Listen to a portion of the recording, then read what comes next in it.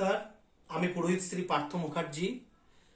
আজ আমি আমার এই পৌরোহিত্য ইউটিউব চ্যানেলে দুর্গাপূজার অর্থাৎ 1431 সালের দুর্গাপূজার বোধন সম্পর্কে কিছু তথ্য আপনাদের কাছে তুলে ধরছি।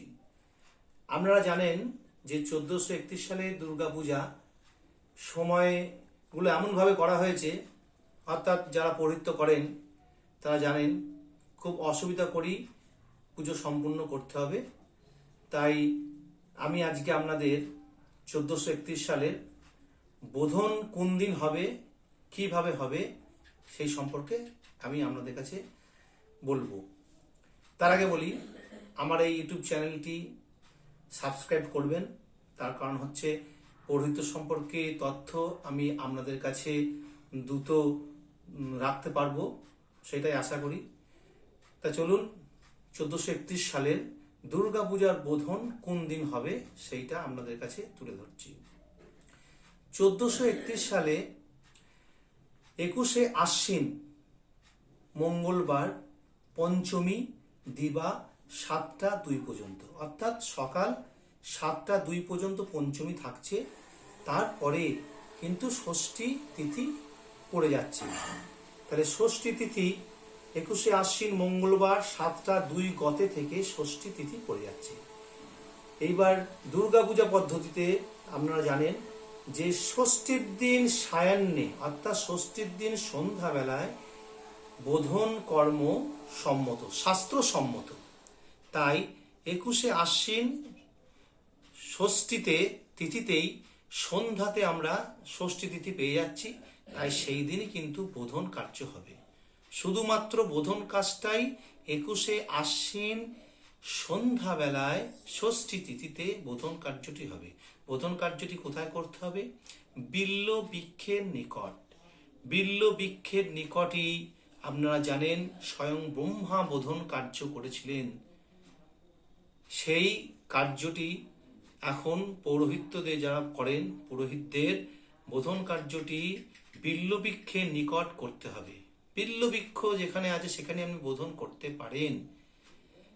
যদি এবং এমনকি এটাও বলে রাখি, যে পুজো মণ্ডপে আপনি বিল্লের ডাল প্রতিষ্ঠাতা করে আপনি সেই নিকটও বোধন কার্য করতে পারেন।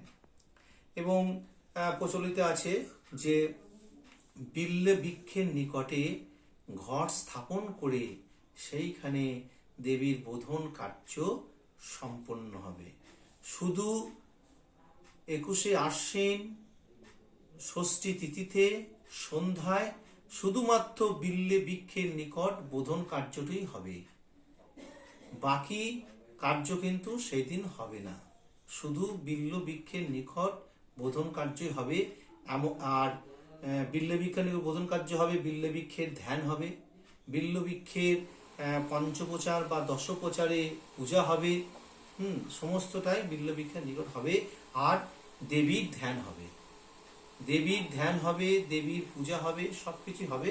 কিন্তু সেটা বিল্ল বৃক্ষের নিকট হবে এবং বিল্ল বৃক্ষের সঙ্গে বা বিল্ল বৃক্ষের নিকটে আপনি যে ঘট প্রতিষ্ঠা করছেন সেই ঘটের উপর কিন্তু পুজোটা হবে। এটা কিন্তু মনে রাখতে হবে যে সেই দিন কার্যটা শুধু বিল্ল বৃক্ষের নিকটে অর্থাৎ বোধন কার্যটাই হবে, অন্য কিন্তু কার্য হবে না। যেমন ষষ্ঠী দিন সায়াহ্নে আমরা বোধন কার্য করি, সায়াহ্নে বোধন কার্য করি, তার সঙ্গে অধিবাস আমন্ত্রণটাও একই দিন হয়। কিন্তু এবার কিন্তু সেই তিথিটা একটু অন্যরকম পড়েছে, সেটা কিন্তু হবে না। আপনাকে শুধু বোধন কার্যটাই শুধু 21শে আশ্বিন সন্ধ্যাবেলায় করতে হবে। এবং বোধন করতে গেলে বিল্ল বৃক্ষের ডাল আমরা যখন স্থাপন করবেন সেখানে দেখবেন যে বিল্ল বৃক্ষের ডালের যে ঊর্ধ্বশির থাকবে সেই ঊর্ধ্বশিরে যেন যুগ্ম বিল্ল ফল থাকে। এই যুগ্ম বিল্ল ফল থাকবে এবং আপনারা সেই দিকটাকে, যেমন আমরা পুজো মণ্ডপে যারা করেন তারা তো জানেন অবশ্যই, সেই যেমন দিকে করেন বা যেখানে বিল্ল বৃক্ষ স্থাপনের জায়গা সেই স্থাপন করে সেইখানে আপনাকে আসন পেতে আপনাকে বোধন কার্য করতে হবে। এবং আপনারা যে যেমন পুঁথি ফলো করেন, অনুসরণ করেন, সেই পুঁথি অনুসরণ করে আপনারা বোধন কার্য করবেন। এবং খেয়াল রাখতে হবে যে ষষ্ঠী তিথি সায়ান্নেই যেন বোধন কার্য হয়। সেই ষষ্ঠী তিথি সায়ান্নেই এই বছর 1431 সালে 21শে আশ্বিন মঙ্গলবার সন্ধ্যাবেলায় বোধন কার্য হবে। এই তথ্যই আপনাদের সামনে রেখে আমি আজকের মতন আপনাদের কাছে এই সময়তে আমার চ্যানেল থেকে বিদায় নিচ্ছি। এর পরবর্তী অনেক তথ্য আপনাদের কাছে রাখবো। নমস্কার।